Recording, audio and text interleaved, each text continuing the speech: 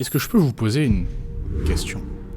Si votre agenda n'est pas aussi plein que ce que vous le souhaiteriez, est-ce que vous pensez que c'est parce que vous n'êtes pas un assez bon thérapeute ? Je vous pose la question sérieusement.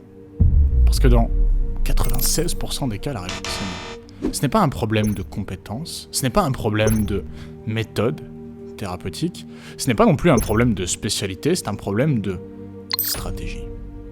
Et plus précisément, c'est 5 erreurs très spécifiques que je vais revenir encore et encore chez les thérapeutes qu'on accompagne. Et en 5 ans de développement de cabinet, en 3 ans à travailler avec des centaines de coachs, de thérapeutes, j'ai vu ces 5 erreurs vider des agendas de thérapeutes absolument brillants. Alors aujourd'hui, on va les passer en revue, une par une. Et pour chacune, je vous donnerai concrètement une alternative. On est parti, la première erreur, c'est de penser que baisser ses prix vous permettra d'attirer des patients. Je comprends ce réflexe un petit peu primaire. L'agenda est vide, les charges tombent et on se dit, bon, si je suis moins cher qu'à côté, les gens vont forcément venir, parce que je sais pas comment me démarquer, donc autant être un peu moins cher. Et c'est une logique de supermarché. Et la thérapie, c'est pas un supermarché. Et c'est une observation que je vois quasiment tout le temps. Parce que les gens ne choisissent pas un thérapeute comme ils choisissent une marque de pâtes. Ils font très rarement le tour des prix pour trouver le moins cher, parce que quand quelqu'un cherche un thérapeute, c'est parce qu'il souffre. Et quand on souffre, vraiment, on cherche la solution, pas l'économie. Une personne qui hésite à investir 10 ou 20 euros de plus pour aller voir le bon thérapeute n'a pas encore un problème suffisamment douloureux pour agir maintenant. Et ce n'est donc tout simplement pas votre patient idéal, en tout cas pas maintenant. Et ce n'est pas de la rigidité, c'est de la clarté. Et l'autre effet pervers de baisser ses prix, c'est le signal que ça envoie. Dans l'esprit de quelqu'un qui ne vous connaît pas, un prix bas ne renvoie pas le message « c'est un thérapeute accessible ». Ça dit surtout « pourquoi est-ce que vous êtes moins cher que les autres ? Qu'est-ce que ça cache ?» Vos prix doivent refléter la valeur de la transformation que vous apportez. On ne paye pas pour 1 heure de votre temps, on paye pour retrouver le sommeil, on paye pour sauver son couple, on paye pour monter dans un avion sans trembler, on ne paye pas pour votre niveau de peur face à la concurrence. Et la deuxième erreur, c'est de croire que pour se différencier, il faut convaincre. Alors, on liste ses certifications, on explique sa méthode, on en fait des flyers, on parle de son parcours, on essaie de démontrer qu'on est légitime, et pourtant, ça ne marche pas vraiment. Pourquoi ? Eh bien, je vais vous donner un exemple. Moi, je suis spécialiste, en tant que kiné, je suis spécialiste en thérapie manuelle pour les rachialgies notamment. Et quelqu'un qui a mal au dos depuis 3 semaines, qui ne connaît pas du tout le monde de la thérapie, comment peut-il savoir qu'il a besoin d'un thérapeute manuel ? Et encore pire, comment est-ce qu'il peut savoir que moi, Robin, peux l'aider ? Sans qu'il me connaisse, sans qu'il connaisse les bénéfices de la thérapie manuelle, il ne peut pas. Pas si je me contente de me présenter avec mes diplômes, en tout cas. Maintenant, prenons un exemple différent. Un hypnothérapeute, spécialisé dans les phobies, la peur de l'avion par exemple, il y a des millions de personnes qui ne prennent jamais l'avion à cause de ça, qui refusent des voyages, qui refusent des moments en famille, des opportunités professionnelles, ou encore se privent de découvrir un monde qu'ils veulent en découvrir. Et qui ne savent pas qu'en quelques séances d'hypnothérapie, ce blocage peut totalement disparaître. Et ce n'est pas un problème de légitimité. Cet hypnothérapeute est peut-être et sûrement excellent. Le problème, c'est que la personne qui a peur de l'avion ne sait pas qu'il existe. Il ne sait même pas qu'il a besoin d'un hypnothérapeute. Et si cette personne tombe sur son profil, elle ne comprend pas immédiatement en quoi elle peut l'aider. C'est ça le vrai problème. Ce n'est pas qu'il faut vous vendre mieux, c'est qu'il faut vous rendre évident, la solution au problème. Et que la personne qui souffre sache immédiatement que vous êtes la bonne personne pour lui apporter une solution, et ce, avant même de vous avoir rencontré. Et la différence entre convaincre et être compréhensible, c'est énorme. Convaincre, c'est vous qui parlez de vous. Être compréhensible, c'est votre patient qui se dit « c'est exactement le thérapeute que je recherchais ». Vous n'avez pas à convaincre qui que ce soit. Votre rôle, c'est d'être visible et d'être compréhensible. Que les bonnes personnes vous trouvent et comprennent que vous êtes faite pour elles, et pas en général. La troisième erreur découle directement de la précédente. On croit que plus on est visible, plus on a de monde, de patients. Donc on essaie d'être partout, Instagram, Facebook, LinkedIn, les flyers, les réseaux sociaux, les événements de networking. Et paradoxalement, être visible par tout le monde, c'est être visible par personne. Je vous explique. Quand vous faites un post sur Instagram, qui le voit ? Des gens qui sont intéressés, ils peuvent être à Paris, à Lyon, à Bordeaux, à Montréal. Des gens qui n'ont peut-être pas votre problème, des gens qui n'ont peut-être pas les moyens, des gens qui, même s'ils vous trouvent intéressant, ne viendront jamais vous voir parce qu'ils habitent à 800 km, ou tout simplement parce qu'ils n'ont pas de problématique à l'instant T. Et ça, c'est pas ce qu'on appelle de la visibilité utile, c'est du bruit. Le patient que vous recherchez, lui, il a un profil très précis. Et ce profil, il a 5 critères précis. Il est dans votre zone géographique, il a un problème. Ce problème, il est suffisamment douloureux pour qu'il veuille le résoudre.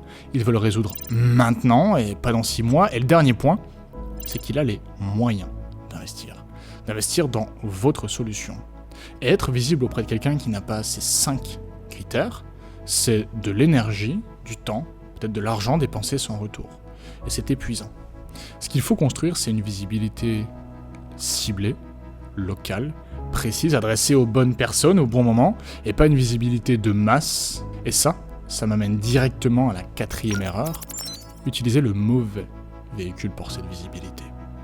Site internet, flyer, carte de visite, réseau d'entrepreneurs, bouche à oreille, post sur Instagram. Je ne dis pas que ces outils ne servent à rien, pas du tout. Je dis simplement qu'ils ne peuvent pas vous permettre de vivre pleinement de votre activité sans y investir beaucoup de temps et d'énergie. Et il y a une raison très précise à ça. Tous ces outils ont un point commun. Vous espérez, quand vous distribuez des cartes de visite dans un cabinet médical, vous espérez que le médecin pensera à vous le jour où un patient en aura besoin, alors que vous êtes le 30e thérapeute de l'année qui lui dépose des cartes de visite.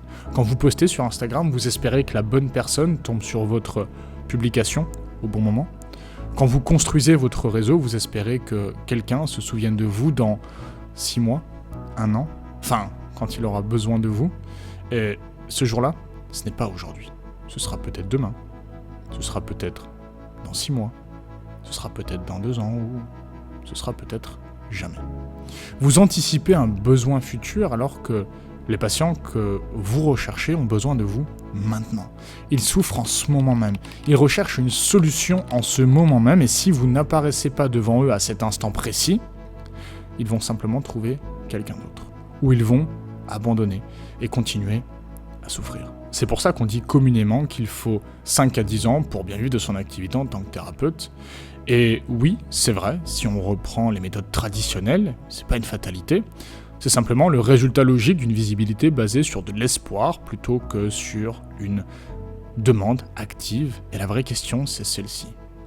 Comment apparaître devant quelqu'un qui cherche activement votre aide, qui a besoin de vous aujourd'hui ? Et la réponse, en tout cas notre réponse, c'est la publicité. La publicité ciblée. Et je sais que ça peut faire peur parce que c'est peut-être quelque chose que vous n'avez jamais utilisé, mais je n'ai jamais rien vu de plus efficace que la publicité pour développer une activité de thérapeute. Et voilà pourquoi. Quand vous mettez en place une campagne publicitaire locale, sur Meta par exemple, ou sur Google, vous ne diffusez pas votre message au hasard, vous choisissez exactement auprès de qui vous apparaissez. C'est-à-dire les personnes dans votre zone géographique, celles qui correspondent au profil de votre patient idéal, et au moment où ces personnes ont besoin d'une solution à leur problème. Ce n'est donc plus de l'espoir sur lequel vous basez votre activité, mais de la prédictibilité. C'est exactement ce qu'on a compris en développant mon cabinet et en accompagnant des dizaines, puis maintenant des centaines de thérapeutes depuis. La publicité ciblée, c'est le seul outil qui va vous permettre d'être visible auprès des bonnes personnes, de manière locale, régulière et surtout automatisée. Pendant que vous êtes occupé à ce que vous savez faire de mieux, c'est-à-dire soigner. On passe maintenant à la 5e erreur. Et c'est sans doute la plus coûteuse, c'est de croire que le temps fera les choses. Je le vois souvent, des thérapeutes qui ont ouvert leur cabinet il y a 6 mois, 1 an, parfois 2 ans ou plus, qui continuent les mêmes actions, les mêmes posts, les mêmes flyers, les mêmes bouche à oreille en pensant que si ça ne fonctionne pas, c'est parce que ça prend du temps. Que la réputation va finir par se construire, que les patients vont finir par arriver, et chaque mois qui passe ressemble au précédent, qui ressemble lui-même au précédent et aux 6 mois précédents. Ce n'est pas de la paresse, et je vais être assez clair dessus, c'est de l'espoir. Un espoir sincère, mais très mal orienté. Rappelez-vous de cette citation célèbre que vous connaissez sûrement, et qui résume exactement ce mécanisme. La folie, c'est de toujours faire la même chose et s'attendre à un résultat différent. C'est Einstein qui disait ça. Si votre agenda est vide depuis plusieurs mois, et que vous continuez exactement les mêmes actions, encore et encore, ce n'est pas le temps qui manque, c'est la méthode. Et c'est plutôt une bonne nouvelle, parce qu'un problème de méthode, ça se résout. Vous n'êtes pas condamné à attendre, vous avez juste besoin d'un système un peu différent pour changer votre situation. Donc si aujourd'hui vous continuez à croire que le temps fera les choses, que le bouche à oreille viendra par lui-même, je suis navré de vous dire que vous vous trompez. Et je vous dis pas forcément qu'on est les bonnes personnes pour pouvoir vous aider, mais retenez ceci. J'ai développé mon cabinet, on a aidé beaucoup de thérapeutes à développer le leur, et rien n'a jamais changé par magie. On n'a jamais perdu du poids par magie, on n'a jamais développé une activité par magie, tout est question de système. Donc questionnez-vous sur qu'est-ce qui bloque aujourd'hui dans mon activité, et essayez d'en trouver la solution. Vous avez maintenant les clés, 5 erreurs, des prix fixés par la peur, un message que les patients ne comprennent pas, une visibilité dispersée qui touche tout le monde et qui ne touche in fine personne, un outil qui anticipe un besoin plutôt que de capter une douleur active, maintenant, et une attente passive qui ressemble plus à de l'espoir, mais qui vous coûte des mois, des années, et surtout des dizaines et des centaines, voire des milliers de personnes que vous pourriez aider. Elles sont toutes corrigeables. Et ce qu'on met en place avec les thérapeutes qu'on accompagne, c'est exactement l'inverse de tout ça. C'est une offre de transformation, pas des séances à la carte, une visibilité locale, ciblée et prédictible, et une façon de convertir qui ressemble à de l'aide, surtout pas à de la vente. La publicité, c'est pas être vendeur, c'est pas faire une séance achetée, une séance offerte. Un système simple qui travaille pour vous pendant que vous faites ce que vous avez choisi de faire, et si cette vidéo a mis des mots sur quelque chose que vous ressentez depuis quelques semaines, quelques mois, voire quelques années, abonnez-vous pour qu'on continue à explorer ça ensemble et dites-moi en commentaire laquelle des 5 erreurs, selon vous, vous commettez en ce moment. Écrivez juste le chiffre 1, 2, 3, 4 ou 5. Ça m'intéresse, ou développez si ça vous intéresse. Et c'est peut-être un premier pas vers ce changement. Cher thérapeute, c'était Robin. À votre succès.